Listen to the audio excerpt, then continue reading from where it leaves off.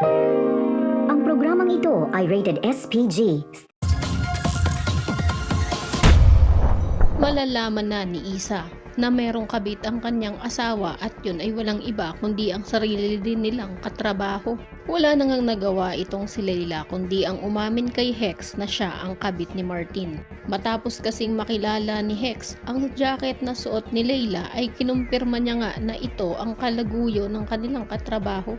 Si Leila naaaligaga na tinawagan si Martin at ipinaalam na alam na talaga ni Hex ang katotohanan. Pero mariing sinabi ni Martin na kahit anong mangyari ay huwag siyang aamin dahil gagawa daw ito ng paraan. Habang nasa gitna ng operasyon sila Isa, biglang ininterrupt naman ni Martin si Hex. Pinatay niya ang linya dahilan upang mawala ng surveillance ang mga nasa operasyon.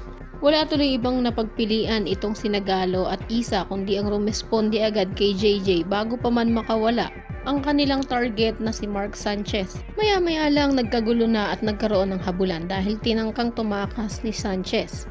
Pero hindi siya nagtagumpay kahit na meron siyang kasamang backup ay nadakip pa rin siya ng PBI. Samantala sa opisina ng firewall ay nagkakagulo din dahil itong si Martin ay sinet up si Hex. Pinagbintangan niya itong tumatraidor sa kanila at naglilik nga ng mga information sa kalaban. Ito pala ang naiisip na paraan ni Martin upang mapigilan ang pagkabunyag ng ginagawa nilang kabalbalan ng kabit niyang si Leila. Dahil nga din dito, ikinulong agad si Hex nang walang kalaban-laban. Maya-maya binisita siya ni Isa pagkarating nila galing operasyon. Tinanong niya ito kung ano ba ang problema nilang dalawa ng asawa niya. Walang ano-ano'y sinabi ni Hex kay Isa na tanungin niya na lang ang kanyang asawa dahil ito ang dapat na magsabi sa kanya ng katotohanan. Mas lalo tuloy lumakas ang kutob ni Isa na may ginagawang kabalbalan si Martin. Pero tulad nga ng sinabi niya sa kalaguyo niyang si Leila na kahit anong mangyari ay huwag siyang aamin. Kaya kahit napakalakas na ng kutob ni Isa na may ginagawang kalokohan ng asawa niya ay hindi pa rin ito aamin sa kanya. Ngunit kung inaakala naman ni Martin at Leila na safe na ang sikreto nilang dalawa ay doon sila nagkakamali.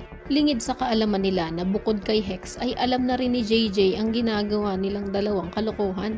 Ito na rin ang magiging hudyat ni JJ para sabihin kay Isa ang katotohanan. Nasagi din kasi sa isip niya na kaya sinet up ni Martin si Hex ay para manatiling sikreto ang ginagawa nilang kalokohan ni Leila. Kaya naman kung isa ka din sa mga nagnanais na sabihin na nga ni JJ kay Isa ang katotohanan na nalaman niya, ay i-click lang ang like at subscribe button. Maaari ka rin mag-iwan ng komento sa ibaba para sa iyong mga saloobin at suhestyon. Maraming salamat sa iyong panonood.